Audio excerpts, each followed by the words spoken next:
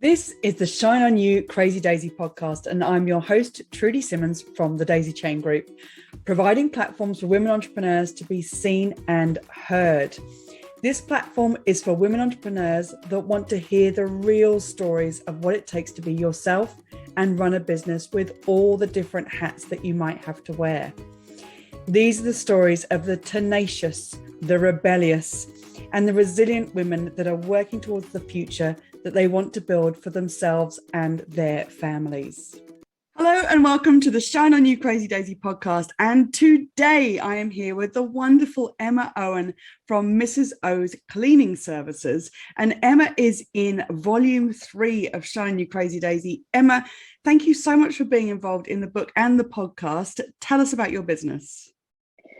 My business is a cleaning company that helps people keep on top of their housework, one-off cleans, end of tenancies, all sorts, just helping bring that sparkle back into their home. Oh, I like that. Sparkle back into their lives, I would think. Yes.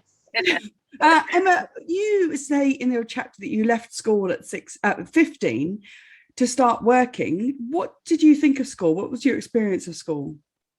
For me, I always felt I didn't fit in. I never really understood it. I think my learning may have been a little slower. I just didn't feel I got the support. Like looking back, I just didn't get the support that I needed to excel, or even maybe just the confidence to feel like I was doing well. That's really interesting, isn't it? Because there's those two differences of feeling like you didn't get the support and maybe and that feeling of not building confidence, because that is the pivotal years of building confidence in any way. Do you think that's why you came out of school and had lots of different jobs, because you were looking for building your confidence? I think exactly. Yeah, I think that's right. I think that I was just always looking for my place, I guess. And I think what I didn't understand was confidence. I was always that very shy, quiet girl in the corner that didn't have loads of friends. I had a very busy life outside of school. My parents were musicians. I became a musician, and that was our life. But nobody at school I knew did that. And I was always around the older generation as well. I wasn't around children my own age, even from, I'm talking like at 10 years old. So yeah, I think not having the confidence maybe around my own peers. And then I think the reason I jumped from job to job is I was very much looking for looking for me, I guess. I didn't know who I was. I knew who my parents wanted me to be, but I didn't know who I wanted to be. Do you think you're looking for approval from people in jobs?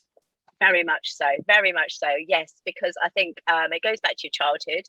As a child, you are always looking to be told, well done, that's a good job. And you get that a lot. And then when you go out into the big wide world, you don't necessarily get people telling you that you're doing well. And that's, even though you may not think that's what you're looking for, just that, well done, that was really good.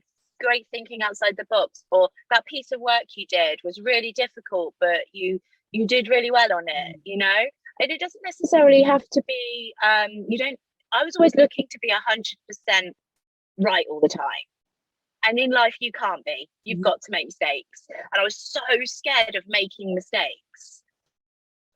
One of the things that I loved in your chapter, and I went back and read it a couple of times because I thought that is so me as well, is you said, I've always asked a lot of questions. Even as a kid, if I wasn't happy with the answer, I'd ask someone else. And I do that. And people say, you've just asked me that question. Yeah, but I didn't get the answer that I wanted. So, but I think that's a really good trait, because I've got it too. I think it's a really good trait because it helps you to, in your gut, know the answer that you were given wasn't the right one. 100%. And I think when I went into a sales role, asking questions was is how you do sales.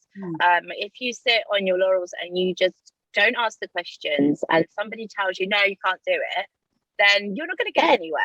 And when I joined in sales and field sales specifically, my manager, one of my managers says, I know you phone me, and I'm sorry I don't phone you straight back. But I know by the time I have phoned you back, you found it, because you just go and ask questions.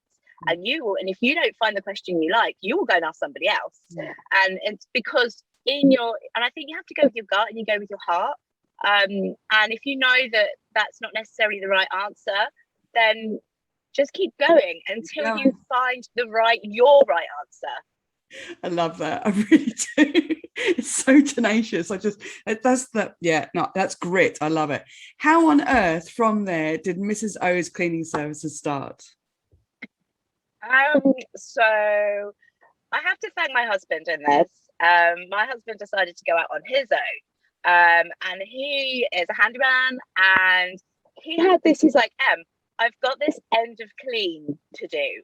And I was like, and they were moving, they'd sold their house, but I think with COVID, a lot of people are now saying, look, you need to hand your house over clean, which is fabulous for me. And he said, look, I've got this. Could you come and help me? And I was like, he's like, you can clean, right? I was like, baby, you've seen our house. And yes, and that's where it literally all started. I went into this clean, and I thought, actually, this isn't too bad. I could do this. I used to do it anyway. So, just now with the experience of my hospitality industry, the customer services and centres that I used to work in, and then my own home. And I clean my own home. I come from a military family, and my parents' houses are sparkly, really sparkly. And I just kind of, everything that I've learned in my experiences, I thought, yeah, I can do this. So I just kind of put it out there. And not long ago. No, July. Oh, incredible. So that's about 4 months ago. Wow. With but I think as well, with what we were talking about earlier about the approval thing, is with a career like that, a job like that, when you go into somebody's house, you can see the end result. So you can give yourself the approval and go, oh, I've done that, rather than always looking for it from somebody else. So that's amazing. It's really satisfying. Like, we all have the cleaners that I know, we all have our thing. We all have, so for me, it's shower cubicles and hoovering. You go into a bathroom, and a lot of people have the glass screens and keeping on top of it. And I love going into one when it's all chalky and then getting it sparkly, and then going back every week and keeping on top of it. Yeah. And then the other thing for me, hoovering, because once you've hoovered and you've mopped, that's it. Yeah. You're done. Oh, I love this, Emma. We could chat forever, I think. Do you think that your years of experience in other jobs have supported you in starting your own business? Definitely. I really think so. I've taken experience from I think every company that I've worked for. I think that even if it's down to the way that I was treated as a person, and also how I allow myself to be treated, is very important to me. So not just the cleaning side and my experience with cleaning, but business building, so my sales experience, and learning actually that without salespeople, businesses don't grow. So I think, and then as a consultant as well, and using all of those experiences and building other people's businesses. Yeah. I really think that my previous numerous jobs have really, really helped me, helped me grow this business. Always do. If there was one lesson that you've learned that you would want other entrepreneurs to know, what would it be? Ask questions. Ask questions. Ask questions. Yeah. And don't stop. And also, the other thing is finding yourself and believing in yourself. So asking questions and believing in yourself. Mm-hmm. Perfect. Thank you. What's your favorite piece of business software? Facebook. Yeah. Facebook. It's such a great tool.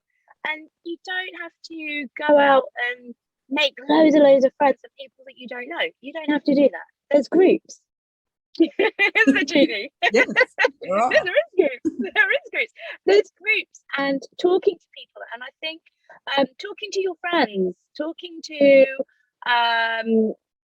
joining groups of like-minded people and making friends that way. You don't have to be adding random people that you don't know and have no interest with, because from that, if I didn't have Facebook, then I may still have my business, but would it be as successful? I think yes, but it may have taken me longer. Yeah. Because people talk. My business is very much word of mouth. Word of mouth off the back of Facebook, I would think, because it's kind of built from there, and you've got a great reputation that's building so fast. I'm blown away. I really am blown away. I mean, and I wouldn't have been able to, find subcontractors either if it wasn't for Facebook. Brilliant.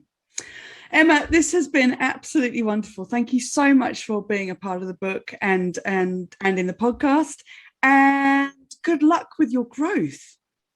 Thank you. Thank you so much for watching the Shine On You Crazy Daisy podcast.